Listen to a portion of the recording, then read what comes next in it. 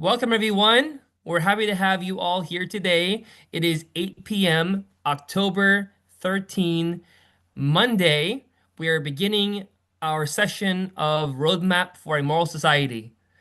We're discussing today the subject of the differences in human character, and we're discussing the Baha'i writings, namely, we're sourcing from some answered questions of Abdu'l-Baha. We welcome all of you who are joining us here on the Zoom. If you're just joining in on Zoom or you want to, it's on clearwaterbaha'is.org. Simply clicking on the activities and events link and seeing the 8 p.m. Monday session, the 8 p.m. roadmap session, you're able to join and also discuss with us on the Zoom chat. Now, having said that, in addition to that, we also have the YouTube and the Facebook pages. They are available. If you're available and you want to comment and leave your thoughts, we monitor them somewhat during the meeting, but not as we would Zoom discussion like we are now, where people can raise their hands and so on. Having said so, we have, just before we begin the session, our opening prayer. We're in framing the discussion as we're learning from one another, discussing the Baha'i writings.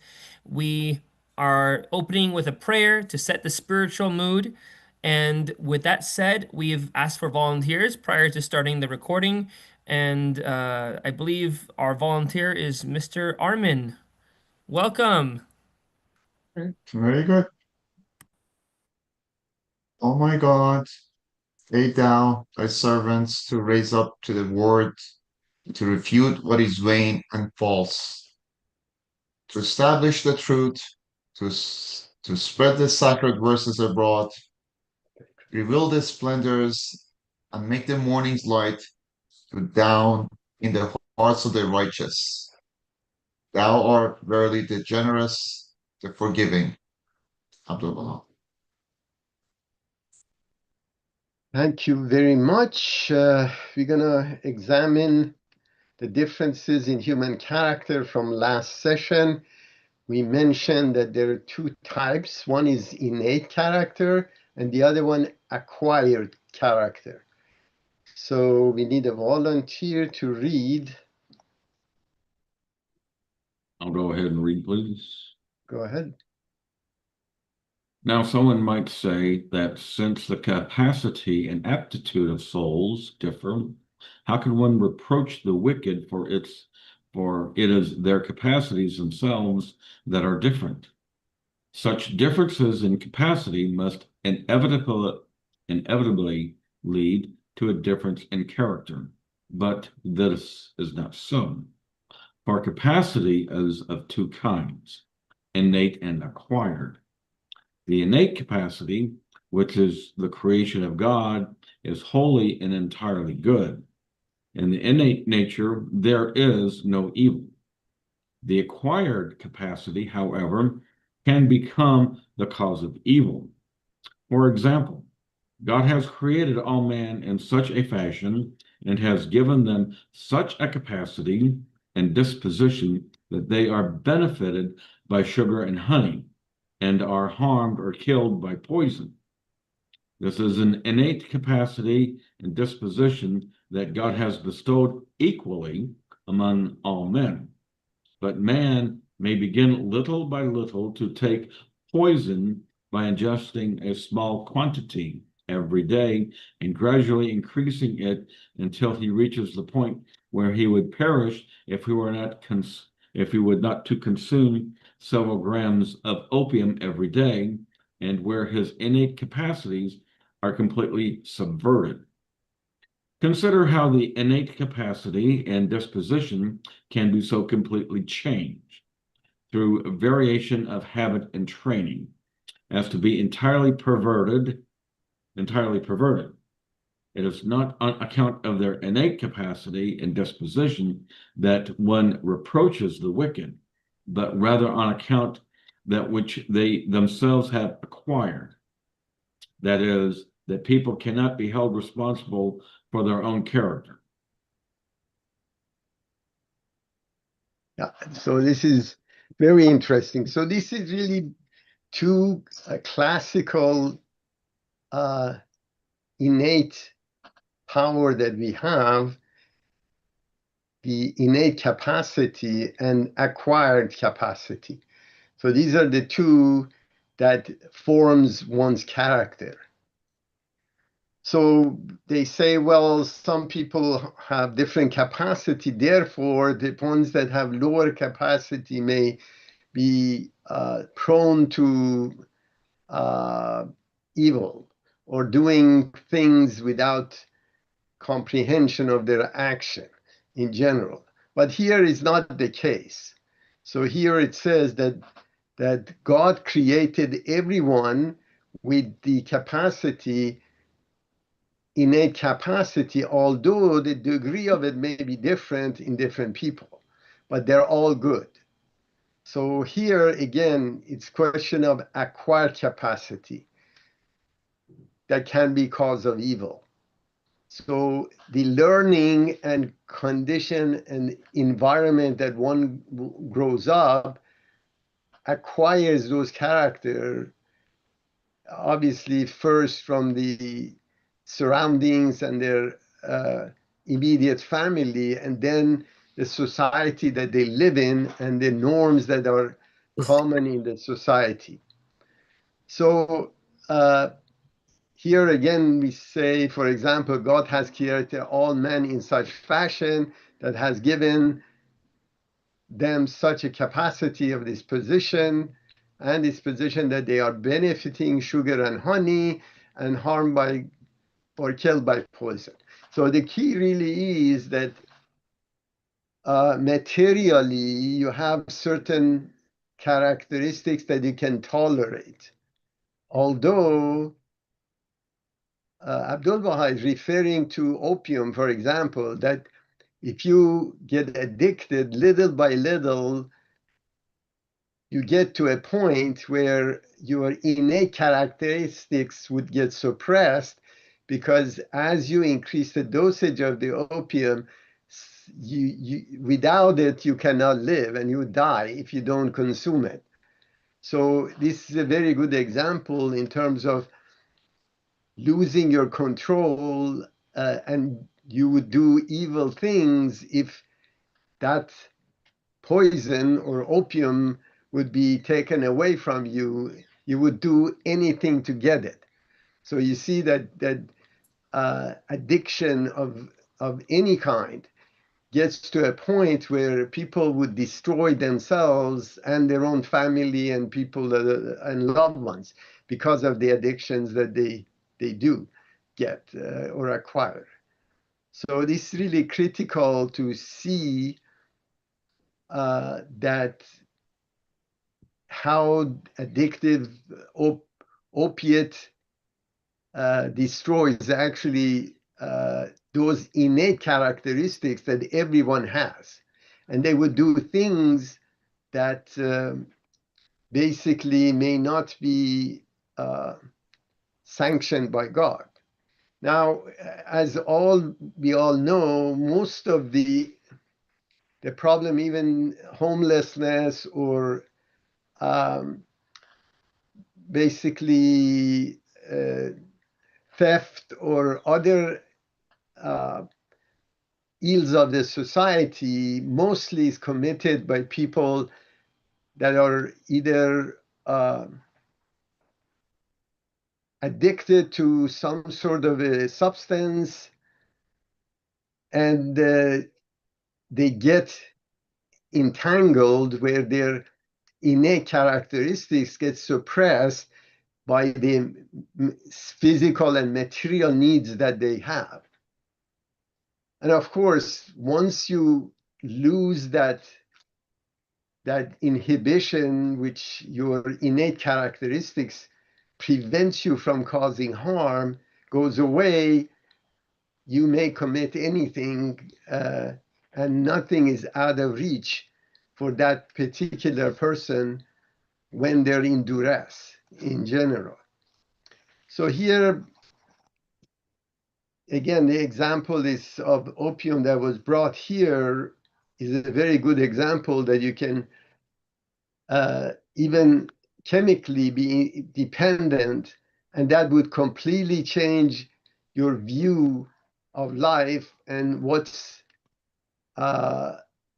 ethics you follow when you're in a position of need.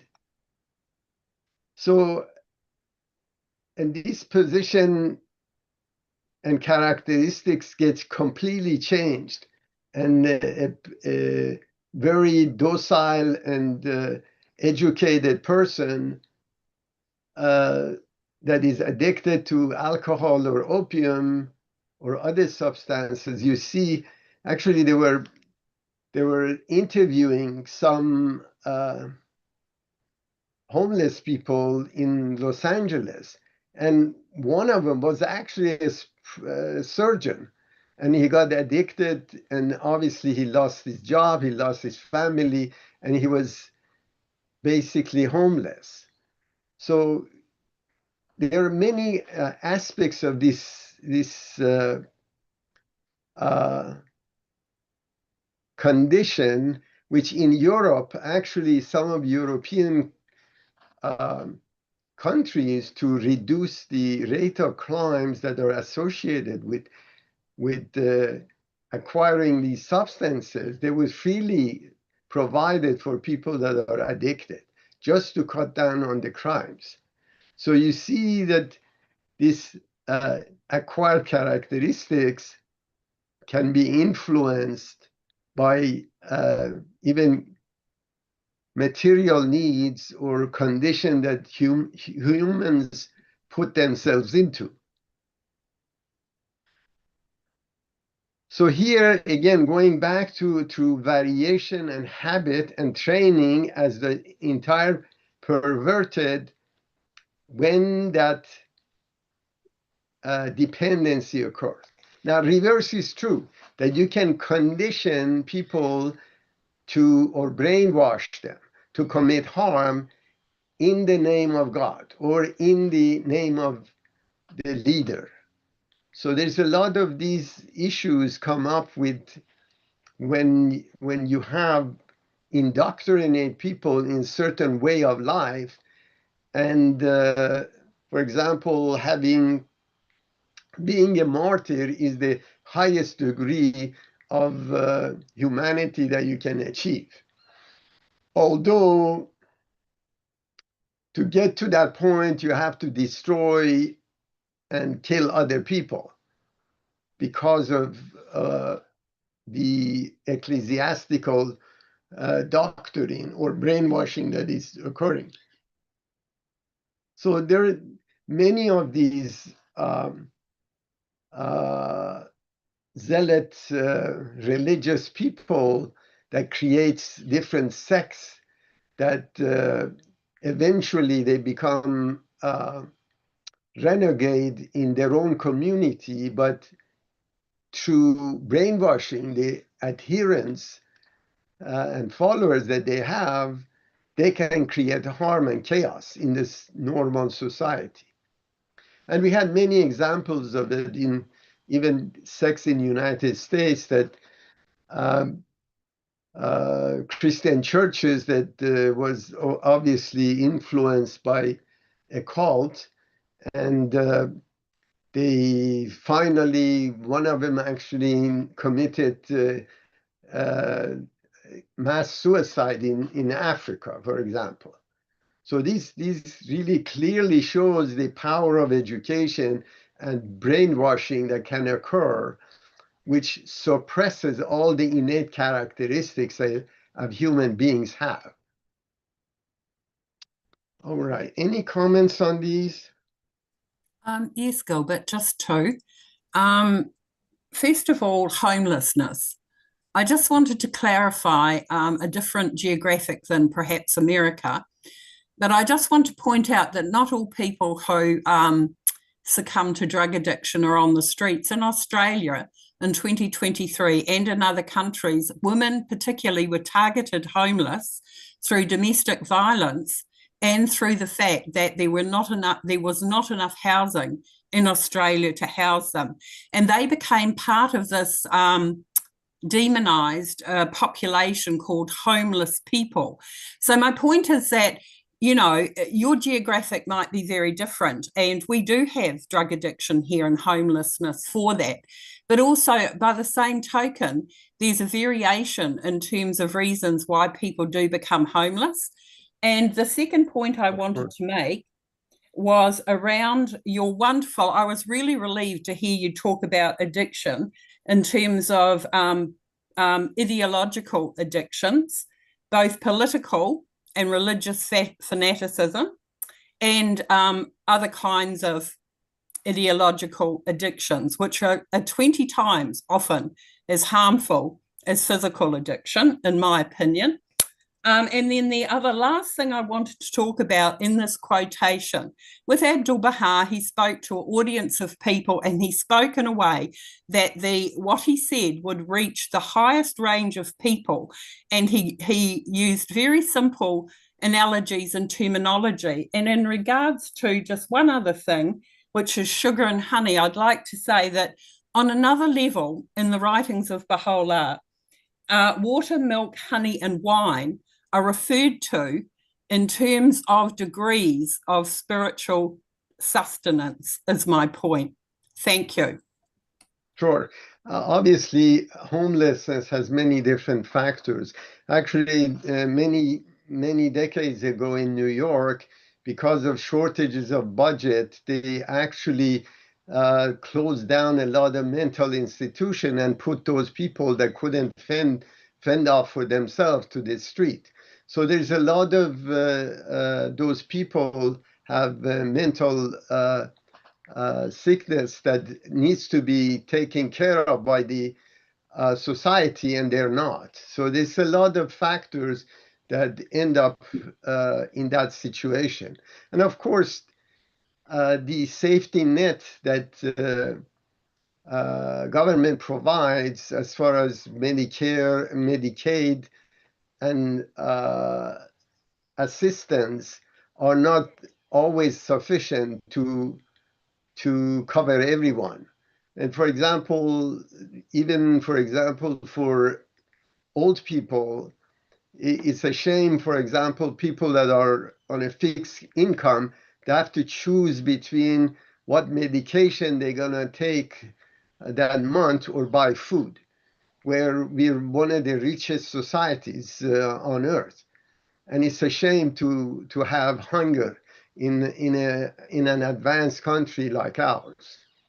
But it happens, and obviously it's government that their safety net is not wide enough to make sure that there won't be any hunger. And Gilbert, is that because of the disparity between wealth and the distribution of wealth and so on in your country? No, of course, this is a capitalistic country. That's and, right. Thank you. Yeah, so thank there you. is well, capitalism in general is just a tool. Depends on government that provides services through the taxes they collect. So that's really the issue is not distribution of wealth versus creation of wealth to be distributed. So these are arguments, but the alternative, humanity hasn't found a better alternative to capitalism so far. Zabin, please go ahead. I want to add here. I want to personalize instead of theory and society and civilization. You know, the big picture.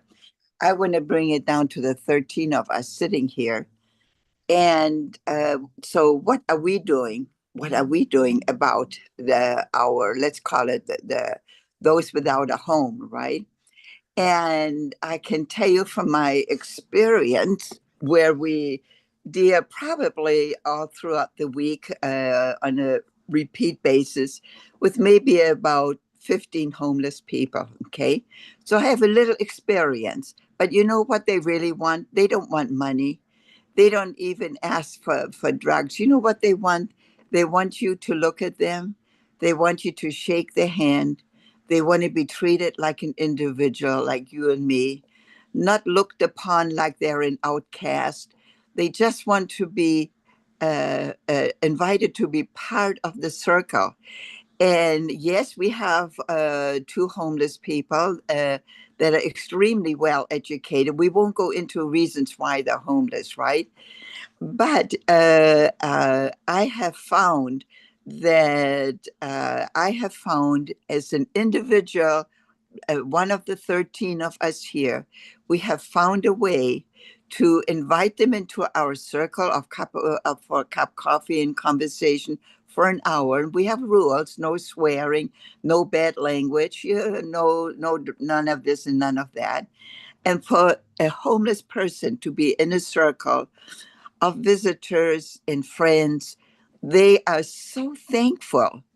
They call me not the mother of the homeless there, but the truth of the matter is, all we just give them respect. Let me tell you, if you give a homeless person respect and you look at them and you greet them and you remember their name, that is worth more than anything else, because they just don't get that on the street. No, of course. Actually, even government admits that the programs that they have is not sufficient to service the community that have needs. And we found actually mostly religious organization are much better tool to serve this class of people that by accident or by health problems fall into that category. Gilbert, we've just given all of them. They're all repeat. They come back for an hour and they quietly leave again. We all have given them a Baha'i prayer book, and I don't know whether they use it or not, but we have them on the table available, and none of them have asked for another one, or they said that they have lost it. But I've seen them because basically they go into the documentary room near the kitchen, right? And then they come to the front for the conversation room. And I'm finding that just give them a little respect goes a Of course. long way, and I feel that we all can do that. And but it's hard for one to do that when they're sitting on the sleeping bags in a shop alleyway or wherever they hang out, right? It's difficult there, but somehow we as an individual have to find, not just leave it up to them and the mental health and those, but you have to find a way on your own account how you can be a respite moment for somebody. Sure. Terry, you have your hands up.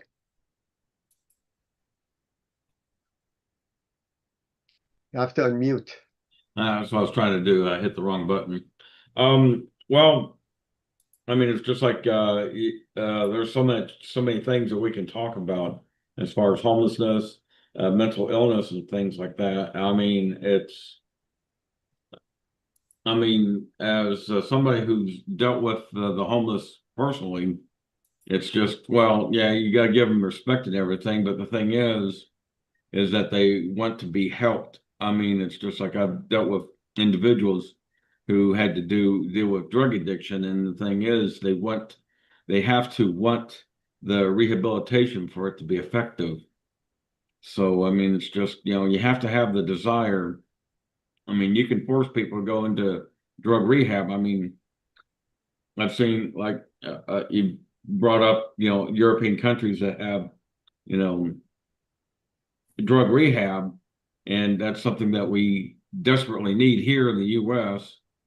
And I think Portugal, for example, has emptied their jails because they look at drug addiction as a as a medical condition instead of a moral issue.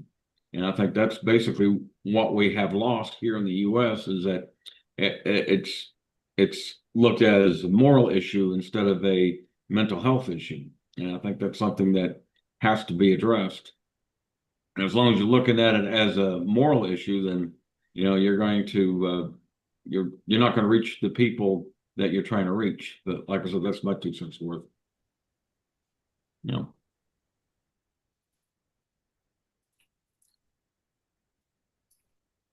Okay, Sharon. Yes, just in response to Sabine's personalised approach to homelessness. As you know, I work in community-led development, and we work with kāinga ora, and we don't look whether people are drug addicted or what they are. There are many people living in cars in our community with families and who are out working because of the housing crisis here. So we work with, I work under Stone Soup community-led development, which in this country, community-led development is a 40-year-old agency that works from the grassroots up. And we connect people with kāinga ora is New Zealand housing. So in our local community, we work with that, and we are able to be the brokerage, if you will, for people on the streets and access to housing. So that's the other thing. But one of my other questions I wanted to seriously ponder is when Terry was talking about physical addiction, I was wondering, with a sneaky kind of very cheeky wondering about what you do about indoctrination and ideological polemics in terms of politics and religious fanaticism, just to add to the story. And I think probably the bit about water, milk, honey and wine may have something to do with a spiritual remedy for the ills that beset us at this time in our transformative processes. Thank you. Sure. All right, let's go to the next. Okay, I can catch it. In the innate nature of things, there is no evil. All is good. This applies even to certain apparently blameworthy attributes and dispositions which seem inherent in some people, but which are not in reality reprehensible. For example, you can see in a nursing child from the beginning of its life the signs of greed, of an anger, and of ill temper. And so it might be argued that good and evil are innate in the reality of man, and that this is contrary to the pure goodness of the innate nature and of creation. The answer is that greed, which is to demand ever more, is a praiseworthy quality provided that it is displaced under the right circumstances. Thus, should a person show greed in acquiring science and knowledge, or in the exercise of compassion, high-mindedness, and justice, this would be most praiseworthy, and should he direct his anger and wrath against the bloodthirsty tyrants who are like ferocious beasts, this too would be most praiseworthy. But should he display these qualities under other conditions, this would be deserving of blame. It's an excellent observation from perspective of all characteristics which are innate to even highest degrees are praiseworthy if it's applied to the right condition. So again, question is, obviously these characteristics of greed, which is mentioned here, aggressiveness, and so on, anger, for example, or being ill-tempered, if it's targeted to the right condition, is praiseworthy. But it's question of, again, having a Bible that would tell you not to use it to cause harm. And that's really Revelation itself provides that roadmap of what is right and what is wrong. But if it's left to the individual, then based on condition of frame of mind that they may cause harm by their actions. So here, again, you say here, let's see, and this is contrary to pure goodness. The anger and temper, ill temper, obviously is contrary to the pure goodness of innate character. But the answer obviously is greed if it's used in a praiseworthy quality of acquiring, let's say, sciences or acquiring knowledge is praiseworthy. And same thing is if you target your compassion and your temper toward people that cause harm, it is praiseworthy. So here again, it's a question of targeting where to use those exaggerated attributes that you have to the right channels would be praiseworthy. So all characteristics of individuals are good to degrees that they have. Is the question of application of those attributes. Okay, any comments on these?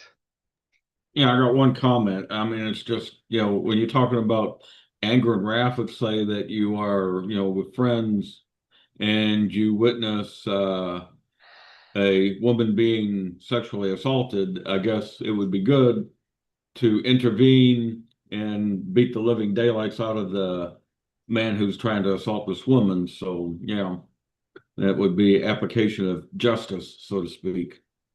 And, or if you, come across, burglary or something like that, or, do something, instead of being a spectator, get involved. And if, of course, safety, I mean, you have to make sure that you don't put yourself, in a ridiculous position where, then, discretion, what you do is call the police or the local constabulary and notify what's going on. But,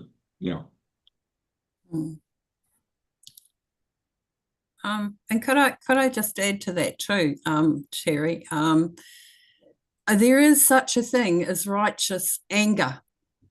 There are moments when the atrocities that you may accost, the wrath that you can legitimately, through righteous anger, contribute to preventing harm is very, very important. And I find, and this is not a criticism, but, in our growing communities, very often if people get upset or against an injustice, there's a lot of pacifying that goes on around, oh, well, we shouldn't get angry and we shouldn't do this. There are moments in life and in our spiritual journey where righteous anger is a very necessary survival tool, transferred from our instinctual selves into our elevated selves to prevent harm. And I'd just like to cite for you in our shared history in terms of what Moses had to do to protect one of his brethren. And as a prophet of God, thereon in, this was a huge test for people in his revelation. He actually committed manslaughter to protect people. So I'd just like to say that there is such a thing called righteous anger. Thank you. Of course. Okay. Next.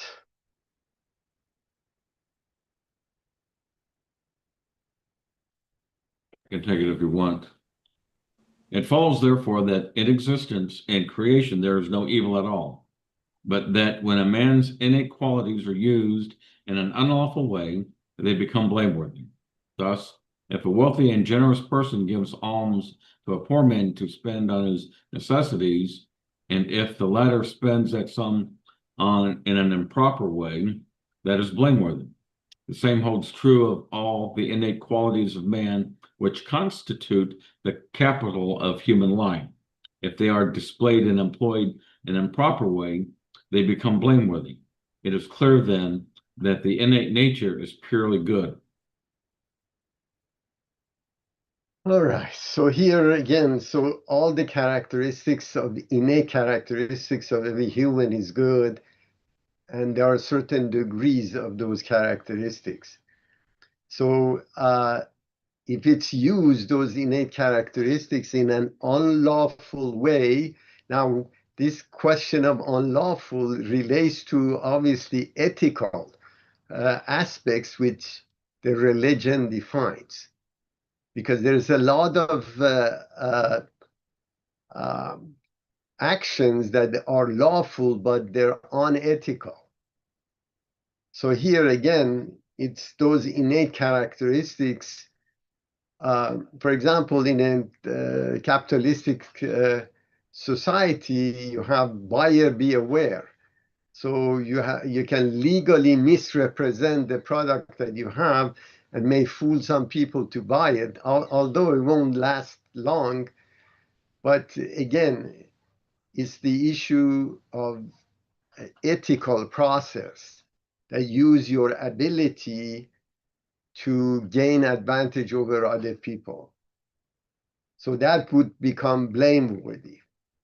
So here again, thus, if a wealthy and generous person gives alms to a poor man to spend on his necessity, and if the latter spends that sum in an improper way, that is blameworthy.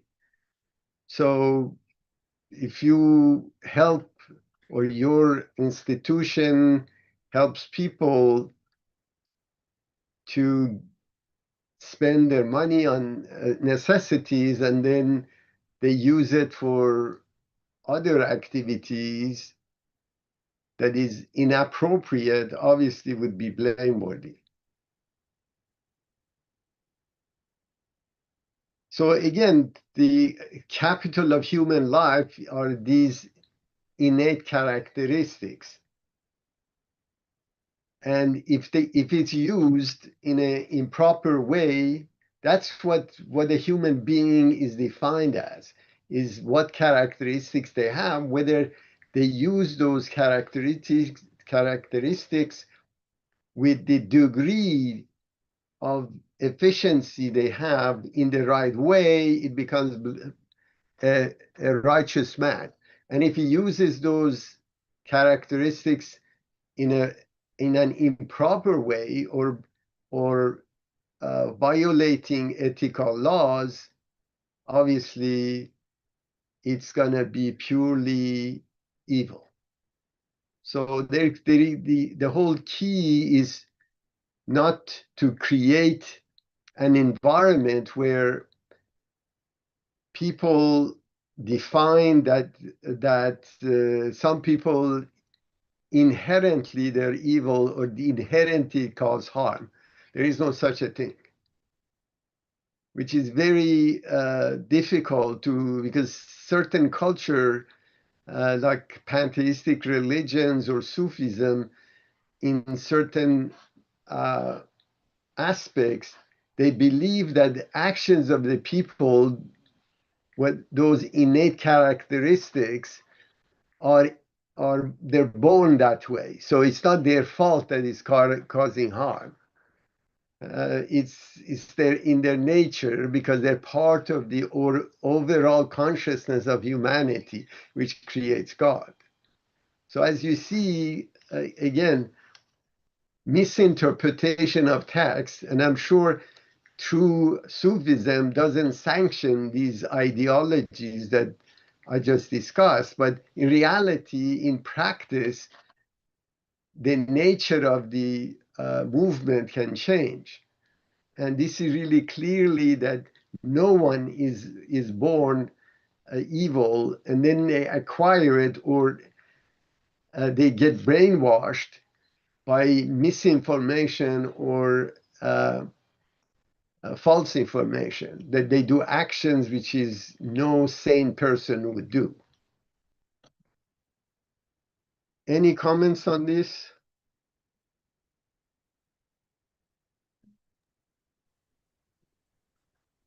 I guess speaking about, I guess if you give a homeless person some money and then he goes out and buys alcohol or tobacco with it, then I guess that would be, you did the good thing by giving them money, and then this person does the bad thing by getting drugs and alcohol, then I guess that's basically what you're talking about, being Sure.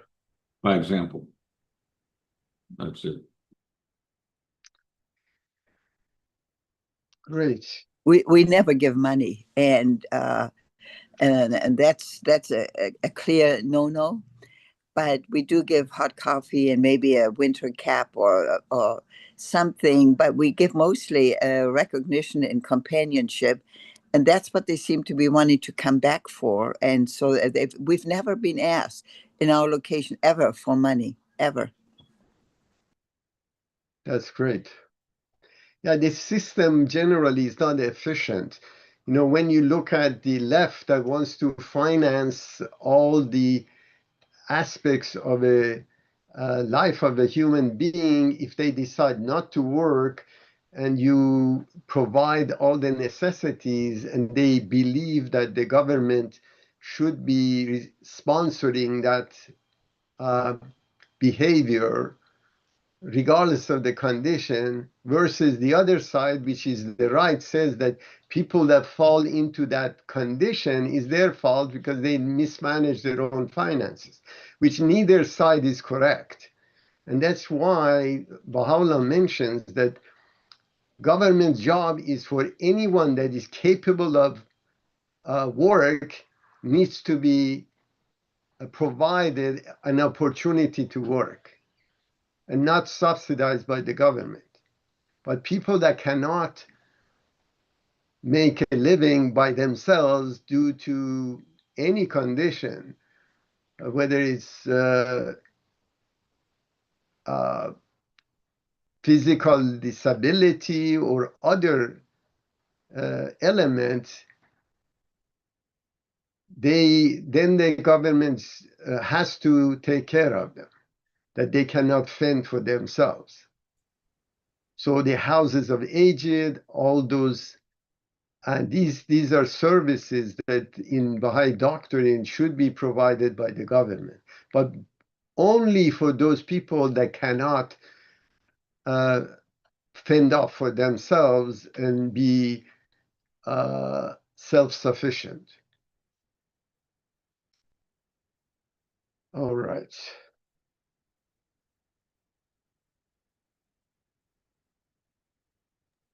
Another Sure. reader?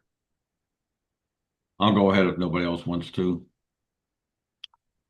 Consider that the worst of all qualities and the most odious of all attributes and the very foundation of all evil is lying, and that no more evil or reprehensible quality can be imagined in all existence.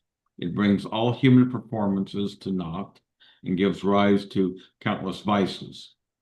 There is no worse attribute than this. It is the foundation of all wickedness. Now, all this notwithstanding, should a physician console a patient and say, "Thank God you are doing better and there is hope for your recovery," although these words may be contrary to the truth, yet sometimes they will ease the patient's mind and become the means of curing the illness, and this is not blameworthy.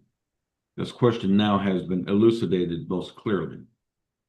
Yeah, so this is really clearly one of the biggest vices that happens in the society, even in personal relationship. A few years back, they were doing studies that men actually distort the truth 75% of the time, and females do that 35% of the time. So it's very interesting in terms of the misrepresenting the fact has been woven in the communication in the society in general. But reality is, when you start misrepresenting or lying about something, then this leads itself to backbiting. It leads itself to slandering, and causing harm.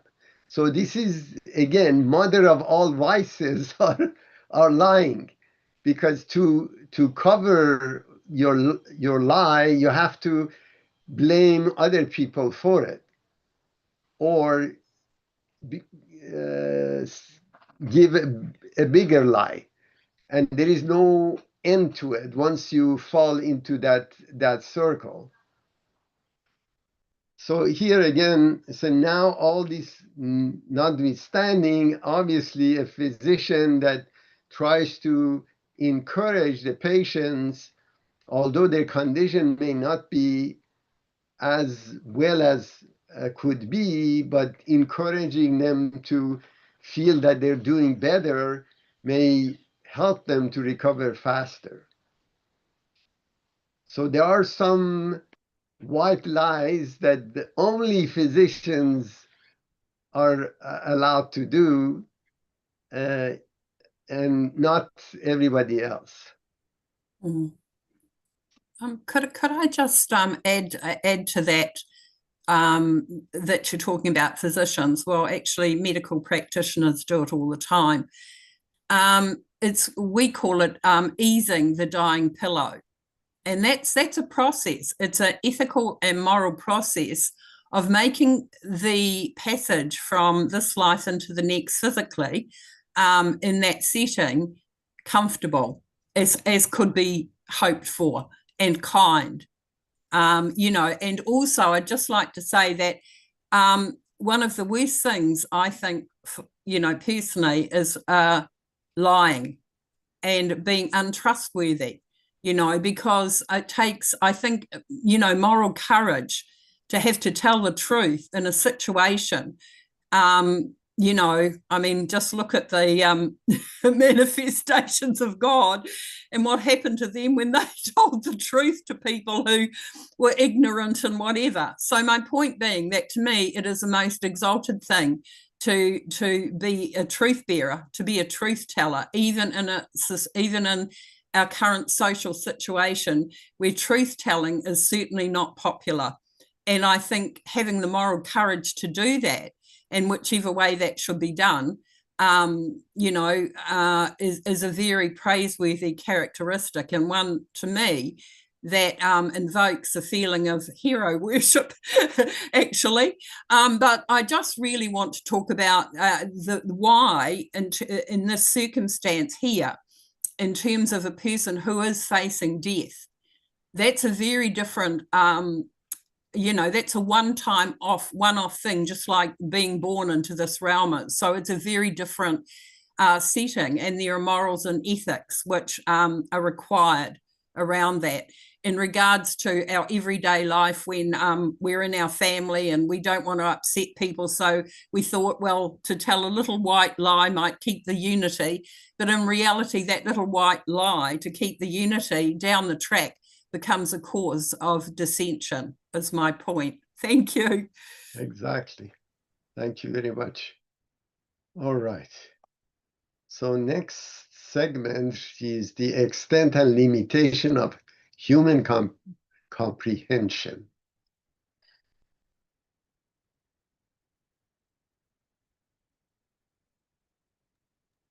I'll go ahead and read if nobody else is. I'll take this one, Terry. Thank you. Go ahead. Question: how far does human comprehension extend, and what are its limitations? Answer: know that comprehension varies. Its lowest degree consists in the senses of the animal realm, that is, the natural sensations which arise from the powers of the outward senses. This comprehension is common to man and animals, and indeed certain animals surpass man in this regard. In the human realm, however, comprehension differs and varies in accordance with the different degrees occupied by man. Yeah, clearly the comprehension which we share with animals is fight or flight, that you make the instantaneous decision in terms of to engage or leave when you're in a distress situation. So this is a common between human and animal, and the animals do not have this sense of comprehension of the situation where animals obviously react based on the experience that they had and the hierarchy that they are in the group that they're in and of the flock. So this is clearly a common characteristics between man and a beast, where immediate sensation of condition of duress creates a reaction. And that's exactly what happens in the animal and in many cases with humans as well.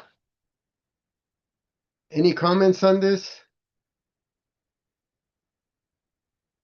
Then we go to the next.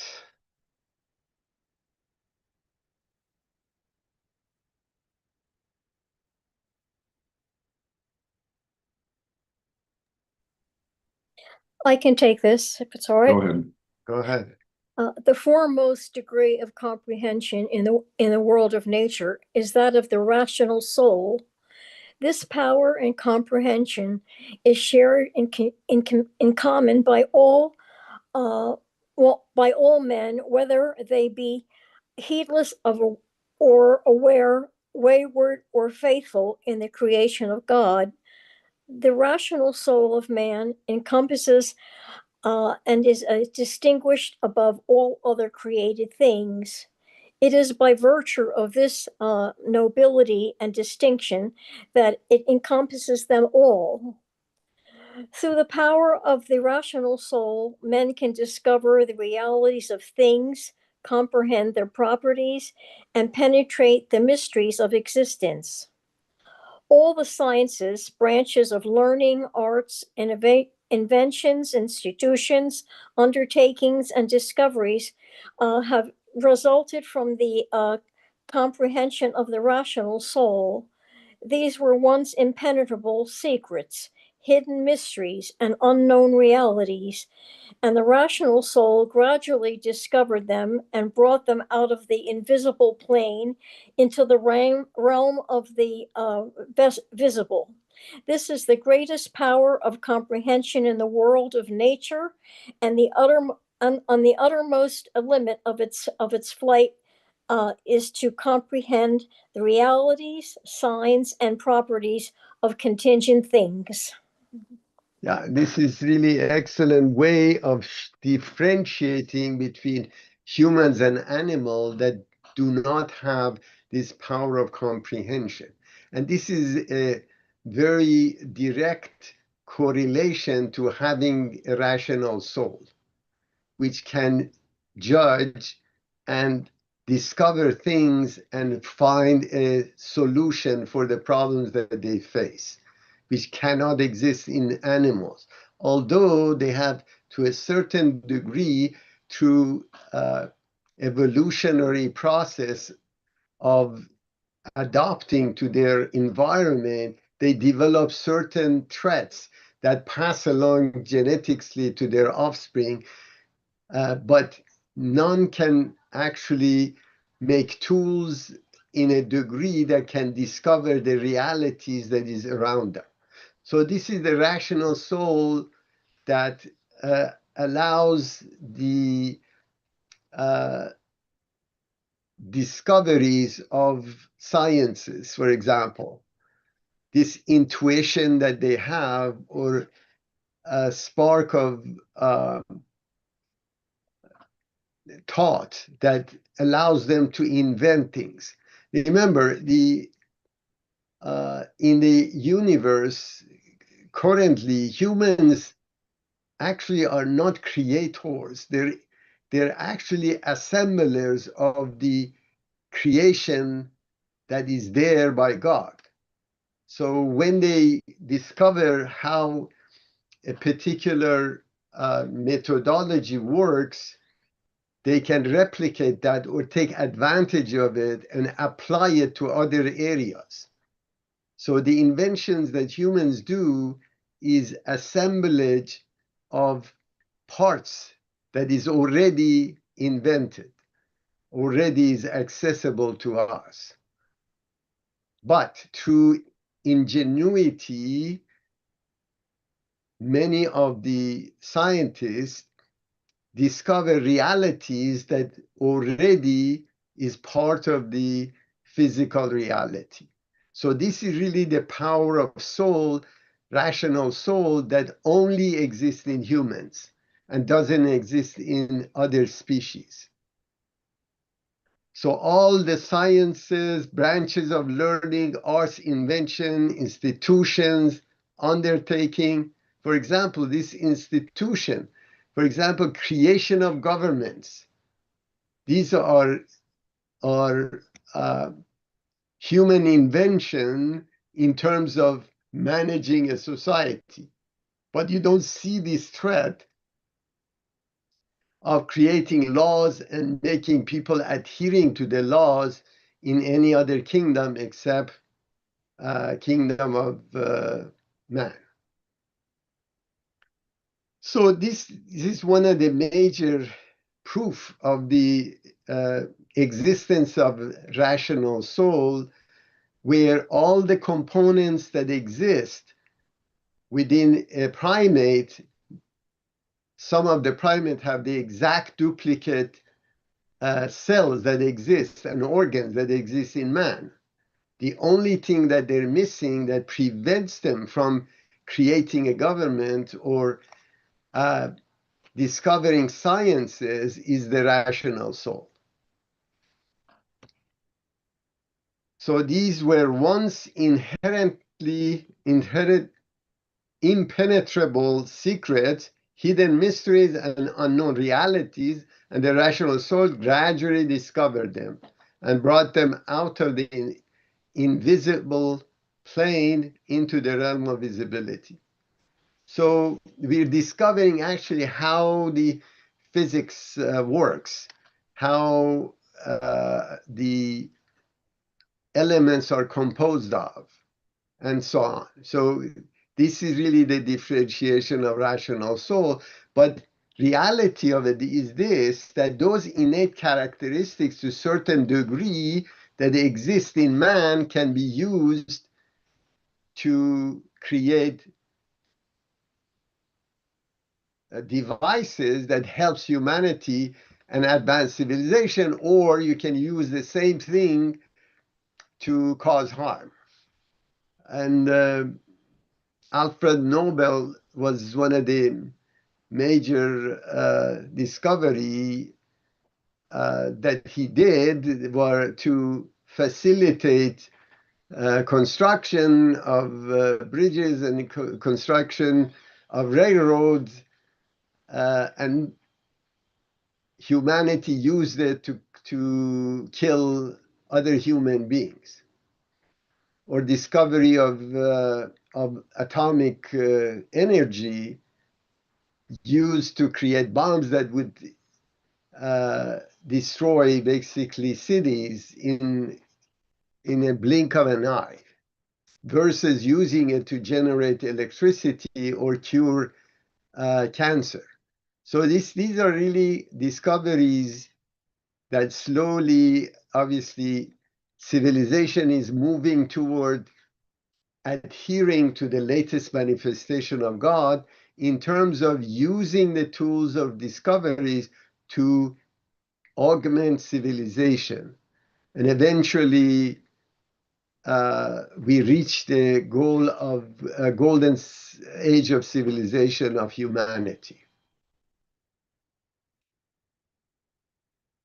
So this is the greatest power of the comprehension in the world of nature, and the uttermost limit of its flight is to comprehend the reality, signs, and properties of contingent things.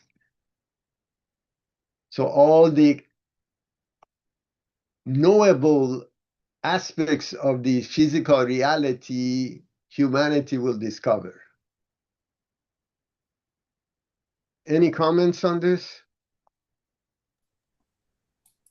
Yeah, you brought up something very good about, I guess, when people take the inventions of science, and then they pervert it into a weapon.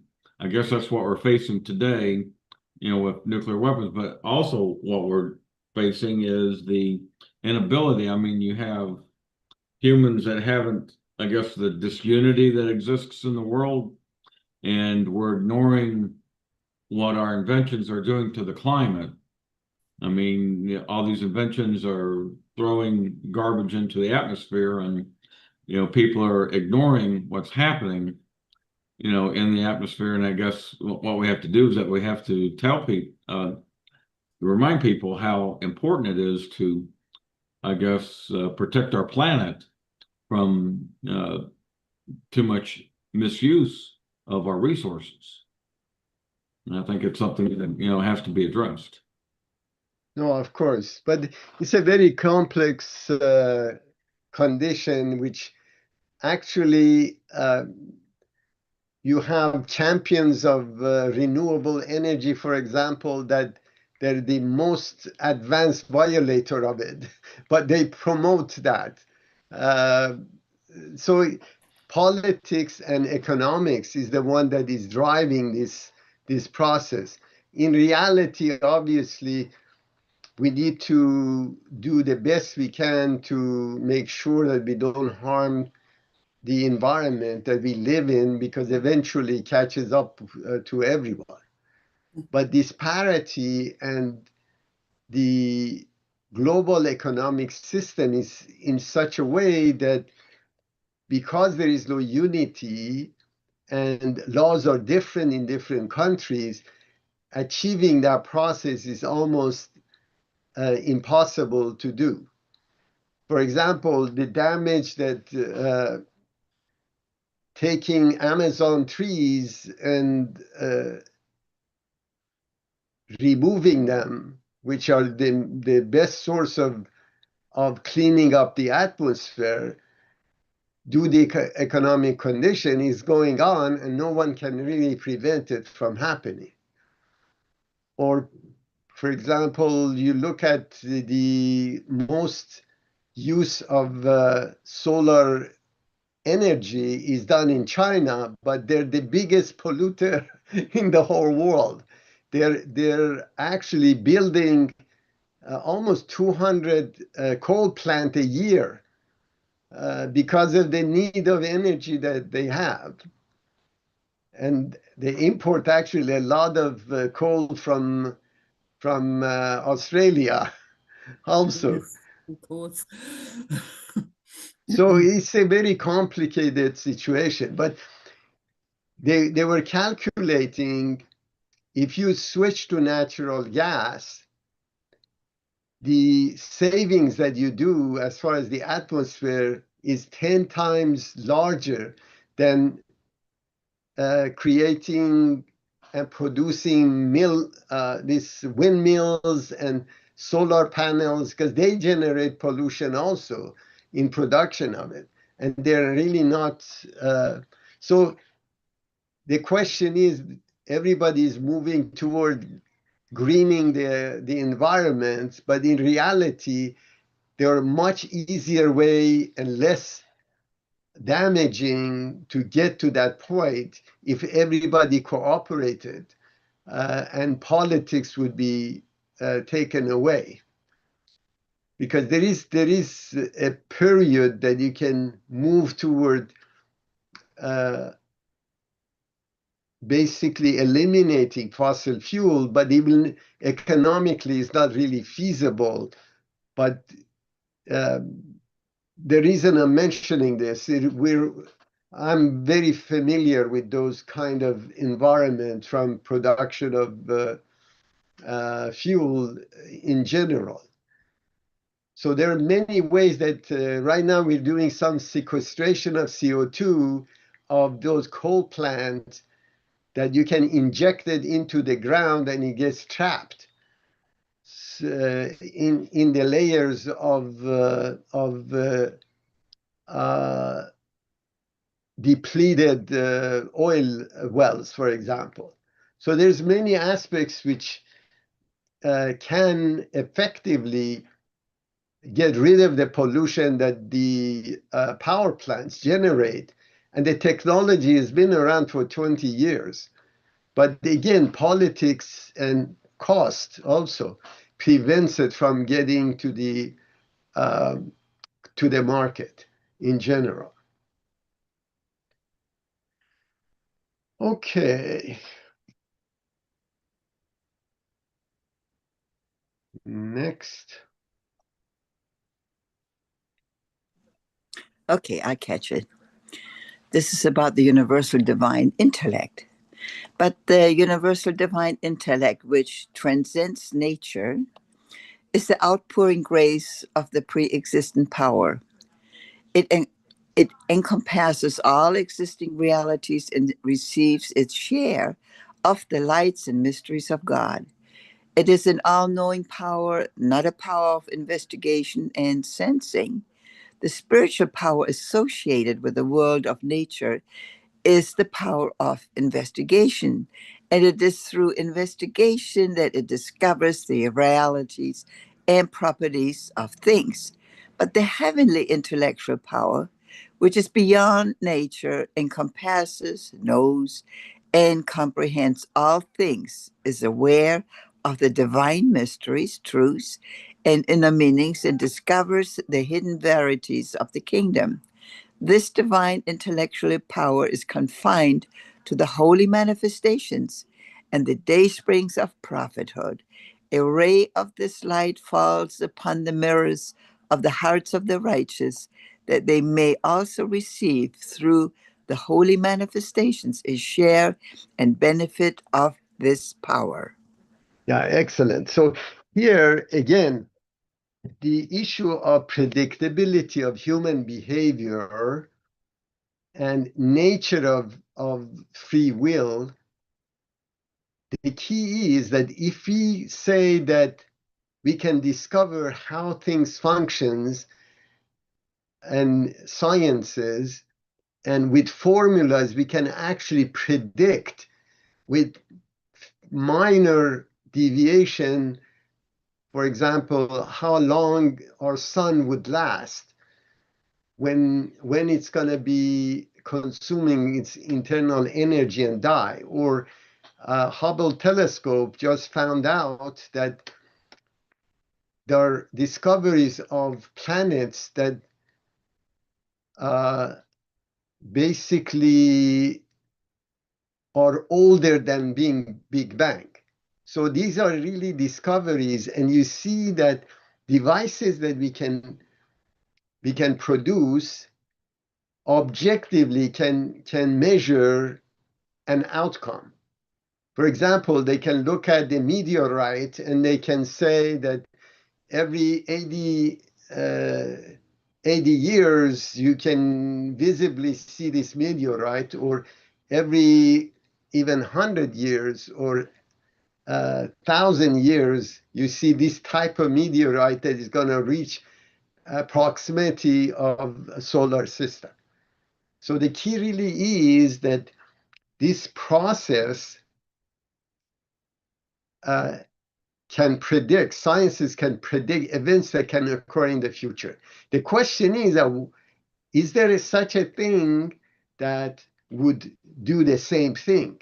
Now, if every element within the universe can objectively be measured and predicted, why not human behavior? And this is really the key when we're going to the efficient cause and the Holy Spirit.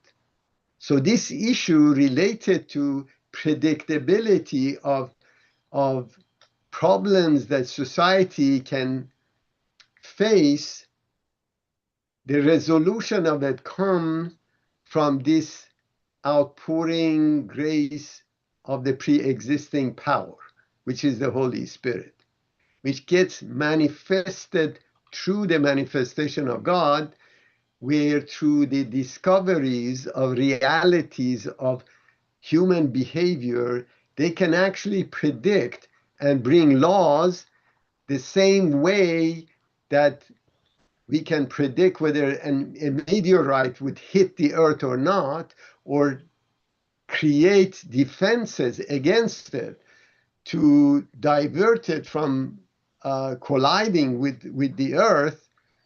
And the same way the manifestation of God can see wars that can occur, prejudices that would cause distress to societies. And this is the clearly, for the first time, we can actually take the laws that came in from the latest manifestation, which came in mid-1800s, and create an artificial intelligence. And with the machine learning language, we can plug this in with the history of humanity that we have seen for past, let's say, 200 years, and we can predict the outcome. So when they say that station of, let's say, clergy is abolished, right? The question is that we can actually prove through artificial intelligence that any societies that is controlled by the clergy can mislead their flock, even to a certain degree that they may not do it intentionally, but freeing the individual human being and their rights was sanctioned by Baha'u'llah in terms of eliminating that class of clergy. Now you see most societies that are in trouble today of any kind of religion, when clergy is in power, they cause harm. So you see, now you can see that this pre-existent power comes through this manifestation, or elimination of prejudice against language, religion, political affiliation, or thought, or gender, or again, race, and so on and so forth. So these are what's called efficient cause. Any violation of those would cause harm. So societies, we can actually go to the societies that align themselves with the Holy Spirit or these laws and see even materially, not only spiritually, they materially advance as well, regardless of whether they adhere to the Holy Spirit or not. So these are called efficient causes, and it comes from manifestation of God. So this is really pre-existent power. And this power of investigation and seeing where the society is migrating toward and warning humanity to avoid those pitfalls is the revelation of God, which mimics the sciences that we discuss. So spiritual civilization parallel material civilization of discoveries of sciences. These are two wings of the same bird. And when you combine discoveries of physical reality with discoveries of spiritual reality, you reach the golden age of civilization. So this is really critical for us to know that prophecies that comes true really has a scientific sense to it as well. And this comes through the manifestation of God. Now, mathematically, it's impossible for you to have, let's say, hundreds of books of revelation, which each paragraph is a command or direction by itself, and not cause a paradox. It's not possible. So when you're looking at combination and permutation of these revelation that is occurred, and it encompasses the solution to every possible permutation of the problem that can occur, for the first time in the history of humanity, the manifestation of God has gone through those atrocities that were directed to him. So he left a legacy of how to deal with those, which other manifestation didn't have a chance to leave us the blueprint of how to conduct ourselves.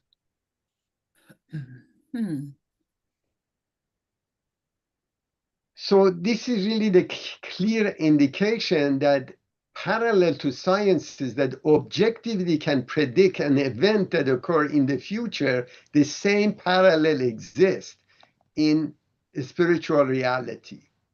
That through manifestations, they see diversion from communities, and manifestations come with the prior knowledge, pre-existing power to bring a solution to humanity. But it's up to humanity to accept and apply it, and again, live in harmony, or forced to adopt it through getting through the cycle of harm and eventually reaching the decision. And Churchill has a very good saying. You see, Americans do good after they tried everything else. So this is really the key, is that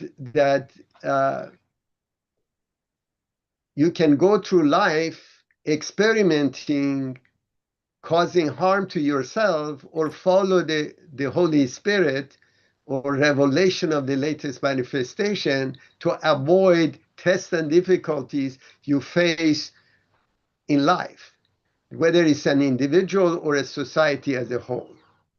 So abolition of slavery, preventing of drinking alcohol, or prejudice against women. These are really key elements where through education, people can take this to heart, and you cannot legislate these moral stance that manifestation of God brings us. And we tried in the United States by going through prohibition, and people found a way to basically consume alcohol anyways. But through only education, you can change the characteristics of a man. They shouldn't be drinking because it causes harm to the society as a whole. The amount of death or loss of productivity that it causes, it's phenomenal, but society accepts it because they chalk it to freedom of choice. But you're not free to lose your senses and cause harm to other people. And this is one of the reasons in the United States we have the highest incarceration of our citizens in the world. This is one of the richest, most advanced societies, but we incarcerate more of our citizens than anywhere else in the world. So giving freedom to cause harm, and then you say, through law, we're going to catch you and put you in jail, eventually your jails are going to be full. Instead of educating people to adhere to the law ethically. Okay, so this periodically God sends when humanity stagnant and uses its discoveries of physical reality without the guidance from the ethics that manifestation brings in, it starts to cause harm. That's why then next manifestation comes in when the prior Holy Spirit has turned into culture and altered to benefit few people at the expense of masses. And that's why the new manifestation comes in and elevates, infuses the energy into the society to get to the next stage of civilization. Any comments on this? Aria? Oh, I have a comment. I just want to go back to the quotation. Thank you for all of that. I'd just like to read this again. A ray of this light falls upon the mirrors of the hearts of the righteous, that they may also receive, through the holy manifestations, a share and a benefit of this power. Now, I would like to get scientific in terms of the science of humanities. And I would like to propose that things like inspiration, imagination, these kinds of things that we as human beings can develop, that within each soul on this planet is the potential actually to develop these rays of light that fall upon the mirrors of the hearts. When we clean the mirror of our heart and we become righteous. Therefore, my challenge to everybody today is to become so righteous that they may also receive, through the power of the holy manifestation, this revelation of the blessed Baba and Baha'u'llah, a share and benefit of this power.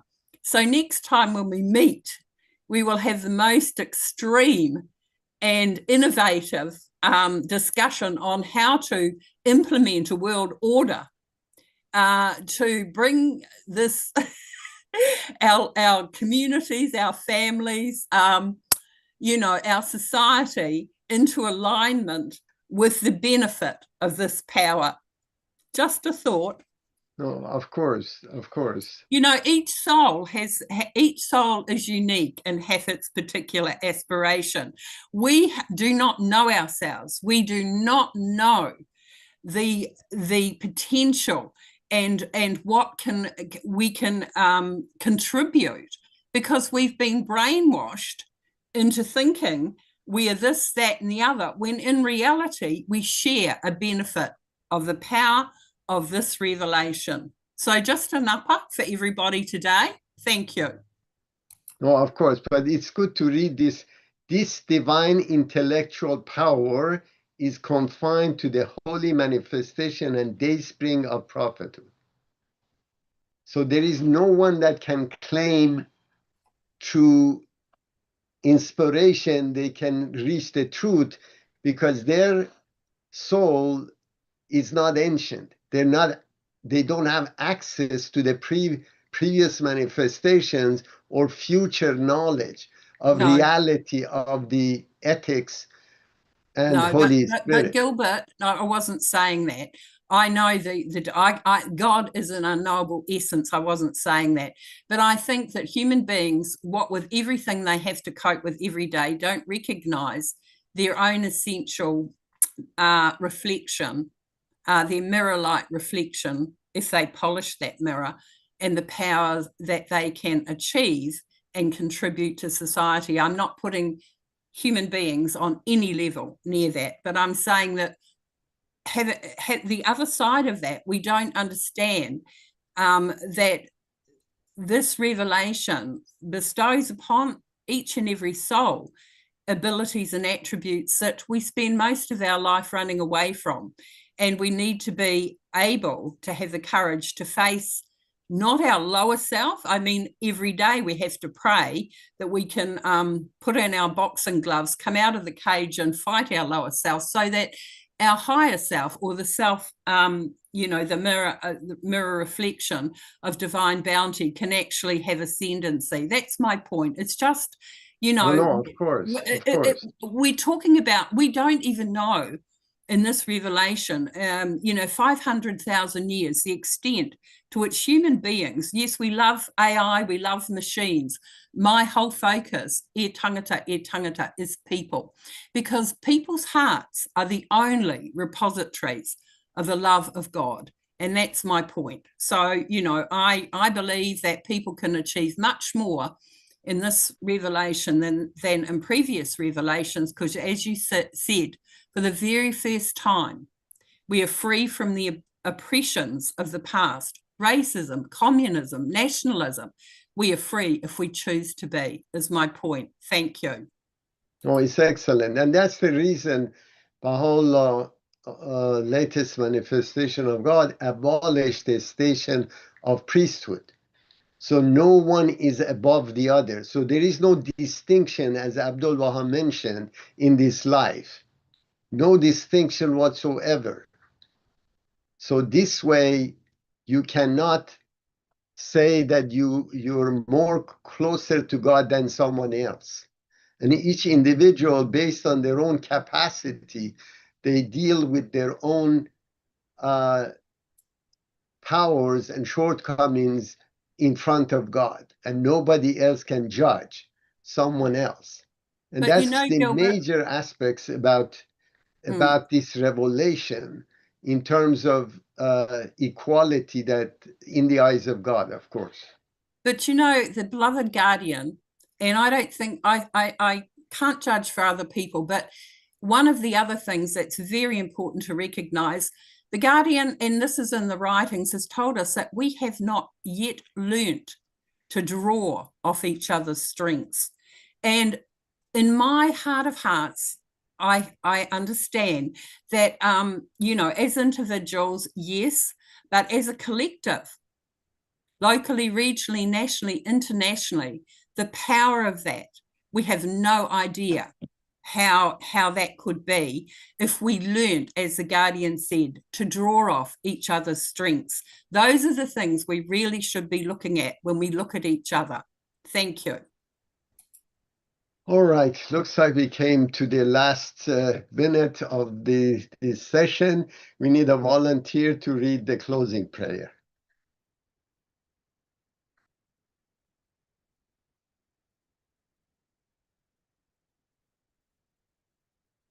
So Sam, Go ahead.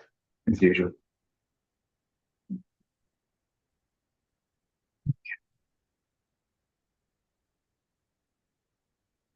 Thy name is my healing, O my God, and remembrance of thee is my remedy. Nearness to thee is my hope, and love for thee is my companion. Thy mercy to me is my healing, and my succor, in both this world and the world to come. Thou verily art, thou art bountiful, thou art knowing, thou art wise.